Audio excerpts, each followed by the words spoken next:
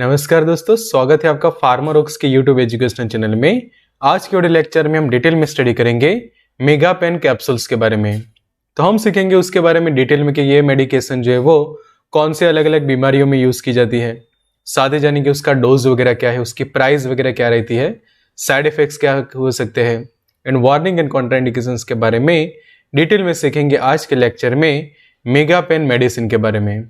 तो ऐसे ही समझे कि आपको डिटेल में सीखना है बहुत सारी दवाइयों के बारे में, बीमारियों के बारे में, तो आप मेडिसिन कोर्स को ज्वाइन कर सकते हैं फार्मर ओक्स के ऊपर। तो ये कोर्स ज्वाइन करने के लिए आप हमें व्हाट्सएप कर सकते हैं या फिर हमारी मोबाइल एप्लीकेशन को डाउनलोड कर सकते हैं, लिंक आपको डिस्क्रिप्शन बॉक्स में मिल जाएगी। तो अब आते हैं टॉपिक पे और समझते हैं मेगा पेन मेडिसिन के बारे में। तो ये ऐसे क्लास का मेडिकेशन है कि जिसको हम एंटीबायोटिक कहते हैं, और ये दो दवाइयों का कॉम्बिनेशन है एंटीबायोटिक के अंदर। एक है वो है एम्पिसिलिन का जो 250 मिलीग्राम जितना ये कैप्सूल के अंदर प्रेजेंट है, और दूसरा जो देखे तो क्लॉक्सासिलिन जो है वो इसके अंदर प्रेजेंट है, वो भी 250 मिलीग्राम जितना इसके अंदर प्रेजेंट है। मैन्युफैक्चर की हम बात करें तो अरिस्टो फार्मास्यूटिकल जो उसके मैन्युफैक्चर है कि जो एक इंडियन फार्मास्यूटिकल कंपनी है कि जिसका हेडक्वार्टर्स की हम बात करें तो वो मुंबई में है। तो यहाँ पे आप देख सकते हैं अरिस्टो का लोगो, और यहाँ पे आप टैबलेट के ऊपर हम देखें तो लेबल में आप यहाँ पे देखो तो अरिस्टो फार्मा का यहाँ पे आपको लोगो दिखाई देगा। सॉल्ट कंटेंट की यहाँ पे डिटेल दी गई है। मेगा पेन जो है गया उसका ब्रांड नेम है, और ये जो है वो मेडिकेशन कैप्सूल फॉर्म में जो है वो हमें अवेलेबल होती है। तो आगे जानते हैं उसके लेबल की डिटेल अब स्टडी करते हैं। तो जो एक कैप्सूल होती है उसके अंदर क्या रहता है, तो एम्पिसिलिन रहता है 250 मिलीग्राम जितना, क्लॉक्सासिलिन जो है वो 250 मिलीग्राम है। फिर अप्रूवल कलर यूज किए गए कि जो कैप्सूल का सेल बनाया जाता है उसके लिए। फिर स्टोर करनी रहती है कूल एंड ड्राई प्लेस पे, और उसको लाइट से जो है वो आपको अच्छे से प्रोटेक्ट करना है। फिर बच्चों से ये मेडिकेशन को दूर रखनी है, और यहाँ पे शेड्यूल एच की वार्निंग है। तो इसलिए ये जो मेडिकेशन है वो जब भी रिटेल में बेची जाती है तो प्रिस्क्रिप्शन के साथ भेजा जाता है, और एक प्रिस्क्रिप्शन बेस्ड मेडिकेशन की कैटेगरी में इंक्लूड होता है। और उसका पैकिंग की हम बात करें तो स्ट्रिप पैकिंग के अंदर ये कैप्सूल्स जो है वो आपको अवेलेबल होते हैं। आगे जानते हैं इसके बारे में डिटेल में कि एम्पिसिलिन क्या है। तो एम्पिसिलिन जो है वो एमिनोपेनिसिलिन क्लास का एंटीबायोटिक ड्रग है कि जो बीटा लैक्टम एंटीबायोटिक भी उसको हम कहते हैं, और एक ब्रॉड स्पेक्ट्रम पेनिसिलिन कहते हैं हम, कि जो बहुत सारे बैक्टीरियल इन्फेक्शन को ठीक करने के लिए यूज की जाती है। पर कई बार क्या होता है कि एमोक्सिसिलिन की तरह ही एम्पिसिलिन का जो स्ट्रक्चर होता है वो बीटा लैक्टमेज के कारण जो है वो डिस्ट्रॉय होता है।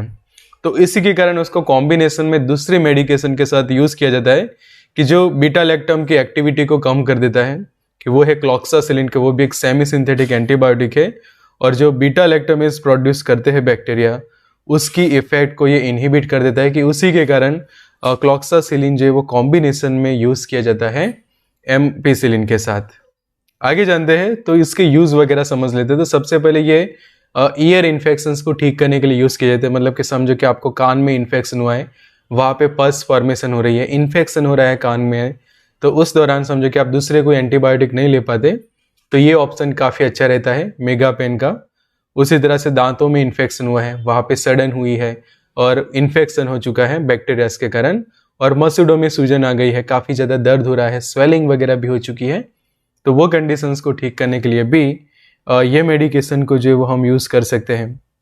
उसके अलावा सॉर थ्रोट या फिर स्ट्रैप थ्रेट की कंडीशन, की जब आपको गले में बैक्टीरियल इन्फेक्शन हो जाता है और उसके कारण टॉन्सिल्स में सूजन आ जाती है, गले में सूजन आ जाती है, आपको कुछ भी खाना खाते वक्त निगलने में दिक्कत आती है, काफ़ी ज़्यादा दर्द रहता है, तो वो कंडीशंस को ठीक करने के लिए भी ये मेडिकेशन जो है वो दी जाती है। स्किन के ऊपर इन्फेक्शंस हुए हैं और उसका रीज़न बैक्टीरियल इन्फेक्शन है, तो उसमें भी ये मेडिकेशन जो यूज़ की जा सकती है। फिर जितने भी अलग अलग टाइप के रेस्पिरेटरी ट्रैक इन्फेक्शन है, जैसे कि आपको लंग्स में इन्फेक्शन हुआ है, कि जिसको हम कहते हैं कि फेफड़ों में इन्फेक्शन होना, वहाँ पे कफ जमा हो जाना, बलगम जैसी कंडीशन प्रोड्यूस होती है, तो वो एक टाइप का चेस्ट इन्फेक्शन हो जाता है, या फिर फेफड़ों में इन्फेक्शन फैलता है, तो उसके लिए यूज़ किया जा सकता है। उसी तरह से दूसरे जो रेस्पिरेटरी ट्रैक इन्फेक्शन है, कि चाहे वो अपर या फिर लोअर रेस्पिरेटरी ट्रैक के इन्फेक्शन है, उसको भी ठीक करने के लिए दवाई को यूज़ की जा सकती है। फिर जितने भी अलग अलग टाइप के यूरिनरी ट्रैक इन्फेक्शन है, कि चाहे यूटीआई आपके किडनीज में हुआ है, यूरेटर में है, ब्लेडर में है, या फिर यूरेथ्रा के भाग में है, तो उसमें स्पेशली क्या होता है कि वो एरिया होता है वहाँ पे इन्फ्लेमेशन यानी कि सूजन हो जाती है, दर्द होता है, पस सेल का फॉर्मेशन होने लगता है। यूरिन टेस्ट जब आप कराते हो तो उसमें पता चलता है कि पस सेल ज़्यादा बन रहे हैं। तो ऐसी कंडीशंस को ठीक करने के लिए भी ये मेडिकेशन को प्रिस्क्राइब किया जाता है। स्पेशल जो यूरिनरी ट्रैक के इन्फेक्शन है उसको भी ठीक करता है। फिर टाइफाइड में भी उसको प्रिस्क्राइब किया जा सकता है कि जिसको हम एंटेरिक फीवर कहते हैं। तो अब समझते हैं ये मेडिकेशन की मैकेनिज्म की, तो ये काम कैसे करती है। तो जैसे पेनिसिलिन या फिर सेफालोस्प्रिन क्लास के जैसे एंटीबायोटिक काम करते हैं, उसी तरह से ये मेडिकेशन काम करती है। तो ये क्या करता है कि बैक्टीरिया के आसपास ये उनकी सेल वॉल होती है, उसकी सेल वॉल के सिंथेसिस को जो है वो इनहिबिट कर देता है, जिससे कारण क्या होता है कि बैक्टीरिया जो है वो सर्वाइव नहीं कर पाते, डिस्ट्रॉय हो जाते हैं और उनकी डेथ हो जाती है। तो इसी के कारण ये मेडिकेशन जो है आपको बैक्टीरियासीडल एक्शन देती है। तो यहाँ पे आप डायग्राम में अच्छे से समझ पाओगे कि किसी की भी बैक्टीरिया को अपने सर्वाइवल के लिए, अपने प्रोटेक्शन के लिए अपनी सेल वॉल को अच्छे से बचा कर रखना जरूरी होता है कि जिससे वो आगे जो है अपनी ग्रोथ कर सके। पर यह मेडिकेशन क्या करती है, उसकी सेल वॉल को ही डिस्ट्रॉय कर देती है कि जिससे उसके आगे ग्रोथ जो है वो इनहिबिट हो जाती है, ग्रोथ नहीं कर पाते बैक्टीरिया, और धीरे धीरे उनकी मात्रा आपके शरीर में कम होने लगती है और ऐसे ऐसे इन्फेक्शन भी आपका ठीक होने लगता है। अब बात करते हैं ये मेडिकेशन के डोज की। तो जो डोज होता है वो रहता है 500 से लेकर 2000 मिलीग्राम दिन में 3 बार भी पेशेंट जो है वो ले सकते हैं। तो यहाँ पे एम्पिसिलिन जो है वो 250 मिलीग्राम है मेगापेन के अंदर। तो उसका समझो कि हम मिनिमम डोज कंसीडर करें तो एक टैबलेट आप दिन में 2 बार या फिर दिन में 3 बार जो है वो ले सकते हैं। और अगर कंडीशन काफ़ी ज़्यादा सीवियर केसेस की है तो ऐसे कंडीशन में एक टैबलेट पेशेंट दिन में 4 बार भी ले सकता है। अब बात करते हैं ये मेडिकेशन की प्राइस की। तो ये जो 10 कैप्सूल का ये जो पूरा स्ट्रिप आता है तो उसकी प्राइस रहती है 58.80 रुपीज़ रहती है। अब जानते हैं उसके साइड इफ़ेक्ट्स के बारे में। तो कौन से साइड इफ़ेक्ट्स कर सकती है। तो ये मेडिकेशन लेने के बाद कुछ लोगों को नॉज़िया वॉमिटिंग जैसा फील होता है, डायरिया हो जाते हैं। उसके अलावा हम देखें तो पेट में दर्द होने लगती है, सिर दर्द जैसा फील करते हैं वो लोग। फिर अगर आपको एलर्जी है ये मेडिकेशन के या फिर स्किन के ऊपर रैशेस बन जाते हैं तो आपको ध्यान रखना चाहिए कि ये मेडिकेशन आपको सूट नहीं हो रही है और तुरंत उसको लेना बंद कर देना चाहिए। फिर कुछ लोगों को वजाइनल इचिंग या फिर डिस्चार्ज जैसा फील होता है। ब्लैक हेयरी टंग एक साइड इफेक्ट डेवलप होता है। जिस तरह से आप देखो कि ये जीभ के ऊपर ऐसे ब्लैक कलर के जो आपको दाने वगैरह जैसे देखने को मिल रहे हैं, तो ऐसा एक हेयर लाइक स्ट्रक्चर डेवलप होता है आपकी जीभ के ऊपर। तो ये एक साइड इफेक्ट कुछ लोगों को हो सकती है।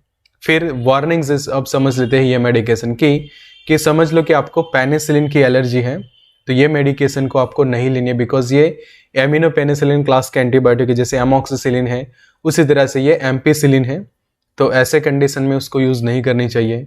फिर आपको सेफालोस्पुरिन की एलर्जी है तो भी ये मेडिकेशन को यूज़ ना करें।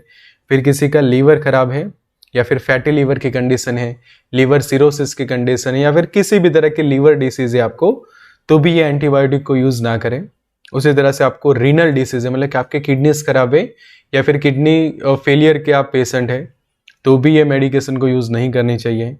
तो क्या होता है कि सीवियर एलर्जिक रिएक्शंस कई बार हो जाती है ये मेडिकेशन को लेने के बाद, कि अचानक से आंखों में सूजन आ जाती है, लिप्स में सूजन आ जाती है, जीभ के ऊपर सूजन आ जाती है, पेशेंट जो है वो बेहोश हो जाता है, उसके हार्ट रेट जो है वो काफ़ी ज़्यादा बढ़ने लगते हैं, पसीना होने लगता है काफ़ी ज़्यादा, स्किन के ऊपर हाइव्स डेवलप होने लगते हैं और ब्रीथिंग करने में कई बार पेशेंट को डिफिकल्टी होती है या फिर काफ़ी ज़्यादा वॉमिटिंग होने लगती है, सीवियर एब्डोमिनल पेन होने लगता है। तो ये एक सीवियर एलर्जिक रिएक्शंस कह सकते हैं हम पेनिसिलिन की। तो ऐसे केस में पेशेंट को तुरंत हॉस्पिटलाइज करना चाहिए और प्रॉपर मेडिकल ट्रीटमेंट वहाँ पे दी जाती है। तो ये खास ध्यान रखना कि ऐसी कोई भी कंडीशन प्रोड्यूस होती है तो मेडिकेशन को लेना बंद कर देना चाहिए और आपके डॉक्टर या फिर फार्मासिस्ट को इन्फॉर्म करना चाहिए। फिर अब बात करते हैं प्रेगनेंसी में। तो प्रेगनेंसी में ये मेडिकेशन ली जाती है नहीं, तो प्रेगनेंसी में ये मेडिकेशन जो है वो सेफ है यूज़ करने में। बट जब भी आप प्रेगनेंसी में यूज़ करो तो एक बार आपके गायनेकोलॉजिस्ट की सलाह लेना जरूरी होती है। और ये मेडिकेशन की प्रेगनेंसी कैटेगरी हम देखें तो कैटेगरी बी के अंदर आते हैं। तो इसी के कारण हम कहते हैं कि ये मेडिकेशन सेफ है यूज़ करना प्रेगनेंसी के दौरान। अब समझ लेते हैं कुछ ड्रग इंटरैक्शंस की कि ये दवाई कौन से दूसरे मेडिकेशन के साथ कॉम्बिनेशन में यूज़ ना करें। तो समझ लो कि आप यूज़ कर रहे एलोप्यूरिनॉल, तो इसके साथ कभी भी कॉम्बिनेशन में मेगापेन को यूज़ ना करें। उसी तरह से आप पेन किलर की या फिर ब्लड थिनर के तौर पे एस्पिरिन ले रहे हैं तो एस्पिरिन के साथ भी ये कॉम्बिनेशन ना बनाए। फिर दूसरे कोई पेन किलर्स ले रहे हैं तो पेन किलर्स के साथ ये मेडिकेशन ड्रग ड्रग इंटरेक्शंस कर सकती है। सल्फोनेमाइड क्लास के जो दूसरे एंटीबायोटिक्स होते हैं उनके साथ भी आप कभी उसको कॉम्बिनेशन में यूज़ ना करें, वरना साइड इफ़ेक्ट्स और ज़्यादा खराब हो सकती हैं। और अगर ओरल कॉन्ट्रासेप्टिव्स आप ले रहे हैं तो उस दौरान ये मेडिकेशन को यूज़ ना करें।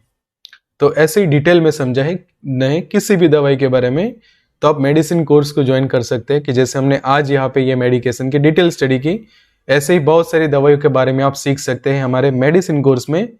तो ये कोर्स को ज्वाइन करने के लिए आप हमें व्हाट्सएप कर सकते हैं या फिर हमारी मोबाइल एप्लीकेशन को डाउनलोड कर सकते हैं। लिंक आपको डिस्क्रिप्शन बॉक्स में मिल जाएगी। So good luck and all the best.